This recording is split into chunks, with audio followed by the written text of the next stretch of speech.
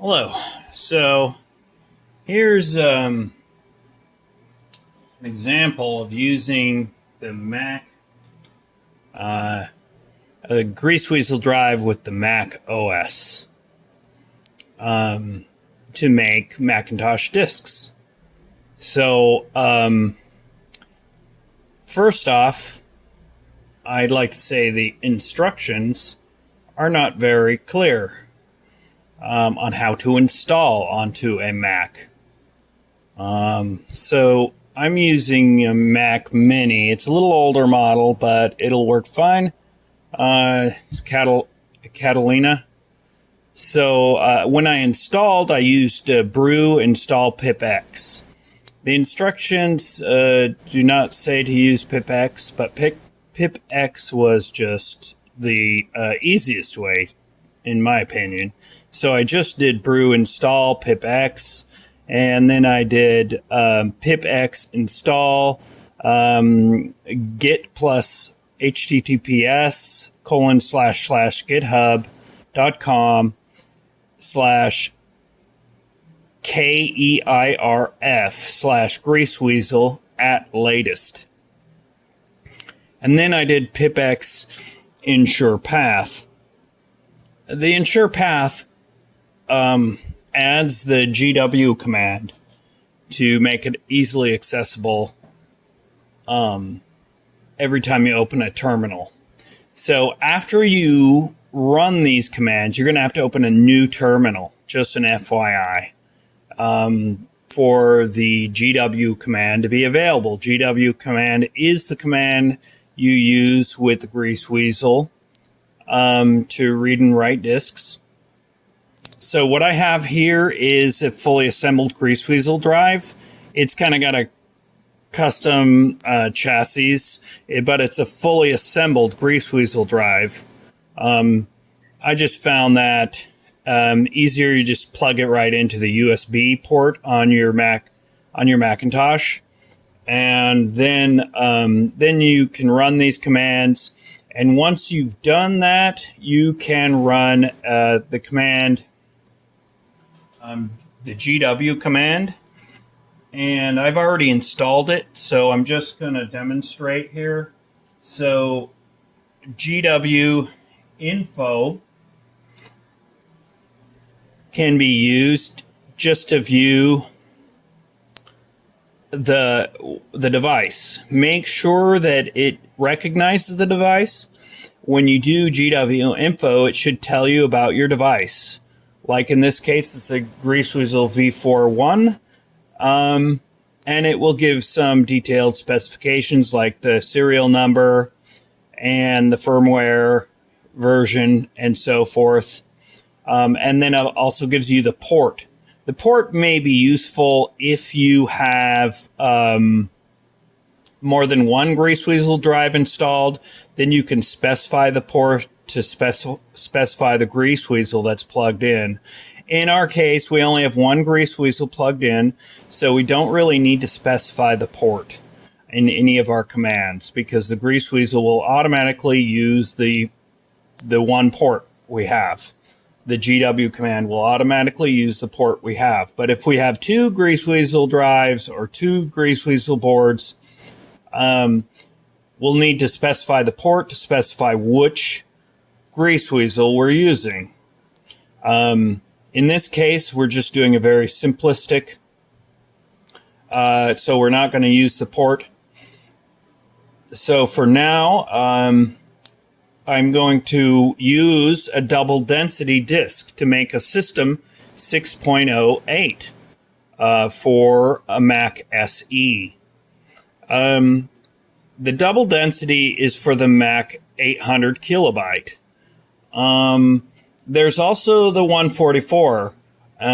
If you use if you're using HD disks to make these, you'll need to cover the hole with tape or something. Otherwise, the drive won't recognize it as the drive. It's not the GreaseWeazle, but the drive won't recognize it as a double density disk if it's a high density disk. So that's why you need the tape. is just for the floppy disk drive, which will recognize it as a high density disk. Therefore, it won't be a double density. Since we're doing 800K, it is double density. I also have the 144 versions. If you have a super drive on your Mac SE, you can make the high density disks. What I did is I went to the Internet Archive, and I found the Mac System Software 6.0.8, and these are in 800 kilobyte format disks. Make sure you get the one with the 800 kilobyte. If you're doing 800 kilobyte, you got to get if you're doing double density, you have to get the 800 kilobyte disk versions. If you're doing HD disks, you have to get the 144 kilobyte disk versions. So when I downloaded this, I downloaded the 800 kilobyte versions. So right here, I am in the archive folder I unzipped already, and I have several disks in here, printing tools, system tools, utilities, and utilities 2, and these are .img files. So these are relatively simple .img. The GreaseWeazle software recognizes .img, and it basically doesn't really care about format. So if you're doing high density, you're going to use format equals IBM.1440. But if you're doing the 800 kilobyte double density, you need to use Mac.800 as the format in the command. So once I put this disk in here, there is also sometimes an issue with the disks. You got to make sure that you have the Write Protect tab set to enable writing. I've labeled it System 6.0.8, and I just put the disk in my GreaseWeazle drive. And what I'm going to do is I'm going to do erase first, because sometimes these old disks, they can go bad, and so you may want to make sure you get a good working floppy disk also, because they don't always they don't last forever. That's one reason to have the GreaseWeazles. You can make image files of actual floppies, and then you can later write those image files back to a floppy using the same drive. So for now, we're just going to write a disk because we already have the image files. So I'm going to do an erase first. This can sometimes fix a disk that is not working. If the disk itself is not working for some reason, use the erase to pre-erase it. But I'm just going to erase it to show that we're doing this in real time. So I'm going to do GW erase, and it's just going to erase all the tracks of the disk. Now, if you're not sure about the commands, the GW commands, you can always do GW-help. You can also do GW write-help, and it'll give you the instructions for the write command, or the read command. GW read-help will give you the instructions of that command. So if I do GW-help, it'll show me all the possible actions, which are basically GW commands. And you'll see that in the actions, there's GW info, GW read, GW write, there's GW erase, GW convert, that converts formats. There's like clean. If you want to clean the drive, I recommend you get a disk cleaner to clean the drive periodically, especially if you're using old disks that have been used a lot. We won't get into that now, but that's definitely a recommended thing. So what I'm going to do is just do a GW write. So I'm already in my command terminal. I'm already went into the downloads folder, and I went into the Apple Mac, the archive folder that I had unarchived. So,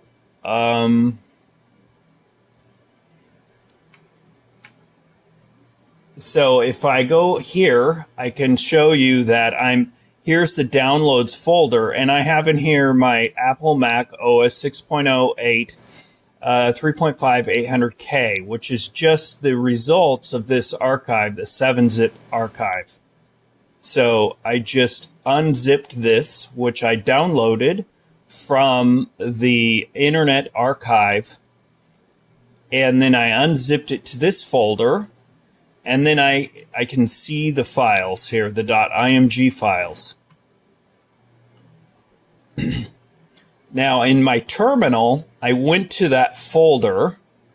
So let's just open a new terminal just so you can see here. We open the terminal and we do cd downloads.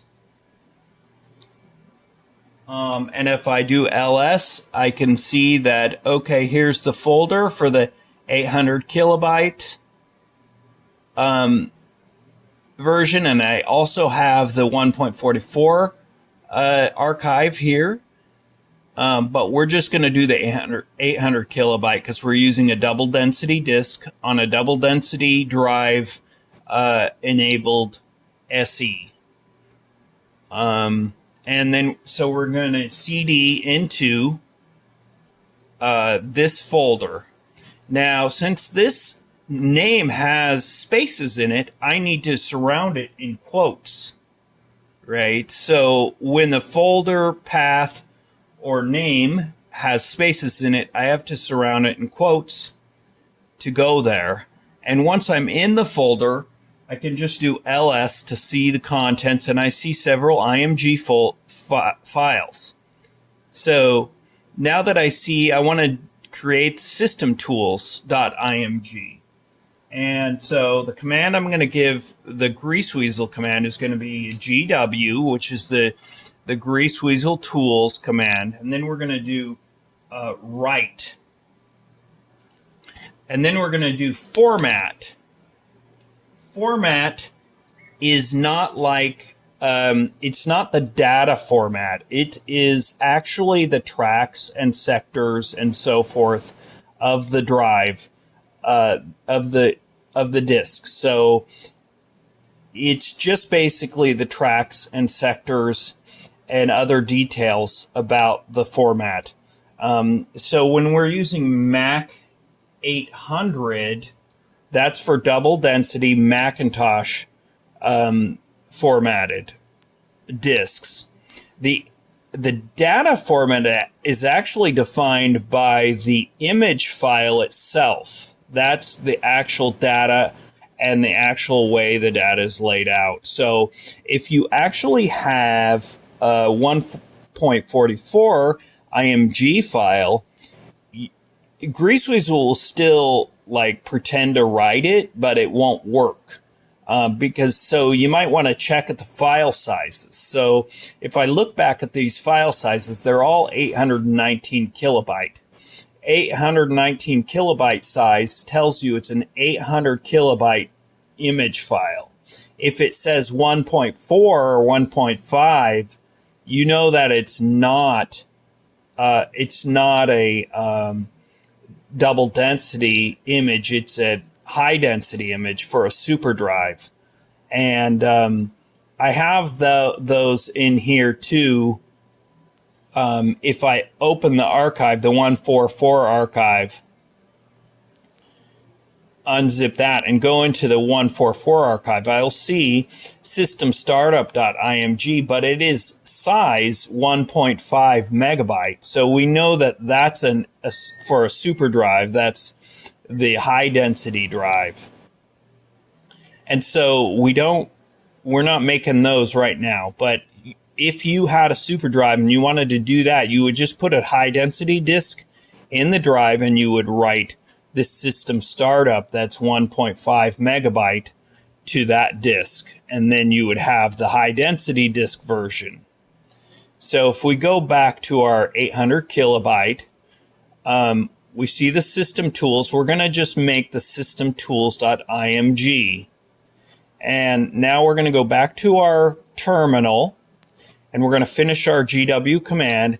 It's GW write format mac.800. So that's a Macintosh double density 800 kilobyte. The data itself layout will be defined by our image file. GreaseWeazle doesn't involve itself in the actual format of the data. It just bothers with sectors and tracks and so forth. So the format Mac 800 defines that. And so I'm just going to paste our image file name after the format Mac 800. And I'm going to surround it in quotes because there is a space between system and tool, the word system and tools. System tools, system space tools.img. Since there's a space there, I need to surround it in quotes. I could also add the path to the system tools.img here, so I don't have to be in the same folder where the image file is located, but I do have to give it the path to the image file if I'm not in that same folder. So once I hit the enter on the GW write format Mac 800, it's going to go ahead and try to write that to my disk. And now it's writing each track, and it gives some details of that. And if you have a good working disk, it's just going to write and it's going to verify the track as it writes it. If the disk has some read-write errors or your drive is not really a working drive, it may have trouble verifying the track after it writes it. And that can happen. Drives, these disk drives are usually old drives, but in this case, I'm using an NOS drive, which is new old stock. So it's basically a new drive in my fully assembled GreaseWeazle drive. But sometimes they can be old drives and they may get out of alignment or may get dirty. And that's why you run the clean on the disk drive with the cleaner disk. So now we're just writing the 800 kilobyte disk, and we verified that we're using an 800 kilobyte image with a double density disk. As you can see, we had a verify failure, but on retry, it did succeed.